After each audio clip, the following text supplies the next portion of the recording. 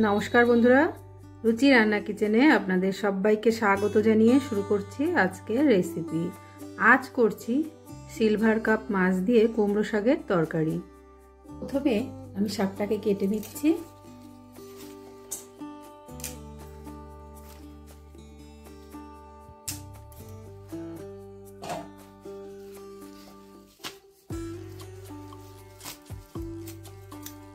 এইভাবে পুরো শাকগুলোকে কেটে নেব। শাকটা কেটে আমি ধুয়ে নিয়েছি। এবার মাছটাকে হলুদ লবণ মাখিয়ে ভেজে নেব। দিয়ে দিলাম লবণ আর হলুদ।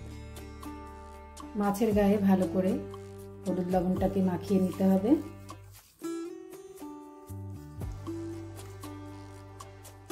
মাছে হলুদ লবণটা মাখানো হয়ে গেছে। এবার মাছগুলোকে ভেজে নিচ্ছি। উনানে কড়াই বসিয়ে দিয়ে দিচ্ছি সর্ষের তেল।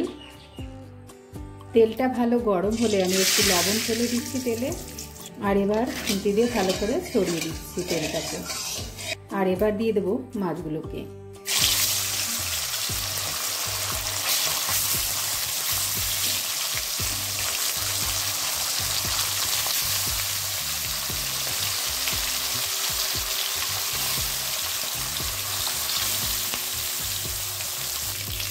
একটা দিক ভাজা হয়ে গেছে, উল্টে নিচ্ছি।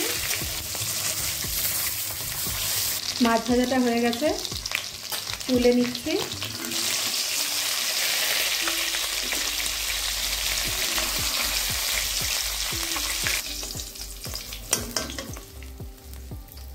এবার ওই গরম তেলে আমি দিয়ে দিচ্ছি রাঁধুনি। 1 চামচ রাঁধুনি দিলাম। রাঁধুনিটা 30 সেকেন্ড একটু ভেজে নিয়ে এবার দিয়ে দিচ্ছি কেটে রাখা আলু। এখানে আমি 2 মিডিয়াম সাইজের আলু দিয়েছি। আলুটা দিয়ে আমি 30 সেকেন্ড ভেজে নিলাম। এবার দিয়ে দিচ্ছি লবণ। এখানে আমি 1/2 চামচ লবণ দিয়েছি আর 1/2 চামচ হলুদ।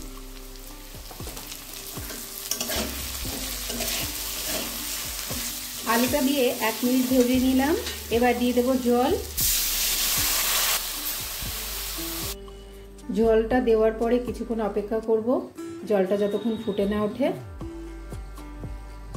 ঝোলে জালটা উঠে গেছে। এবার দিয়ে দিচ্ছি কেটে রাখা শাকগুলোকে।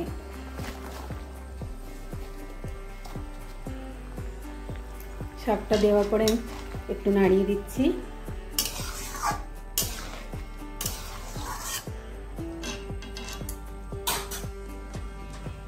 আগে আমি একটু লবণ দিয়েছিলাম আলু ভাজাতে, এখন আর সামান্য একটু দিচ্ছি, 1/2 চামচেরও কম। আর দিয়ে দিচ্ছি একটু হলুদ, 1 চিমটি মতো। এবার এইভাবে কিছুক্ষণ রান্না করে নেব। শাকটা দিয়ে আমি 5 মিনিট রান্না করে নিয়েছি। এবার দিয়ে দিচ্ছি মাছটা।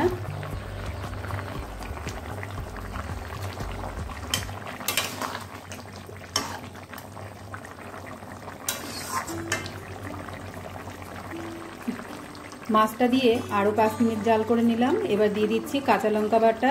এখানে আমি 4-5টা কাঁচা লঙ্কা বাটা দিয়েছি, আপনারা আপনাদের অনুযায়ী দিয়ে দেবেন।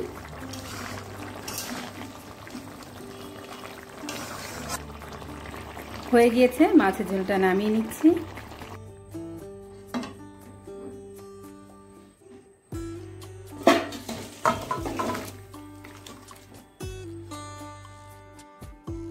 নামিয়ে নিয়েছি কুমড়ো শাক দিয়ে সিলভার কাপ মাছের রেসিপিটি কেমন লাগলো কমেন্ট করে জানাবেন। আজকের মতো এই পর্যন্ত। সবাই ভালো থাকবেন, সুস্থ থাকবেন। নমস্কার।